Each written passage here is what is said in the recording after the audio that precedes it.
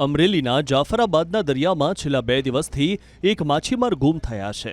મૂળ જાફરાબાદના માછીમાર Jashvantbhai Baraiya જાફરાબાદના દરિયાકાંઠેથી 15 nautical mile અંદર ગયા હતા અને બોટમાંથી લાપતા થયા હતા।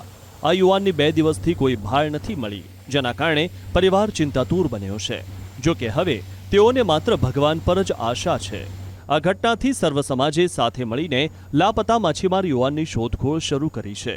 આ સાથે જ બોટ એસોસિએશન પ્રમુખ હમીરભાઈ સોલંકીએ ધારાસભ્ય હીરા સોલંકીને રજૂઆત કરી હતી અને તાત્કાલિક મરીન બોટની વ્યવસ્થા કરાવી દરિયાકાંઠાના વિસ્તારમાં અને દરિયાની અંદર જઈને યુવાનની શોધખોળ શરૂ કરી છે।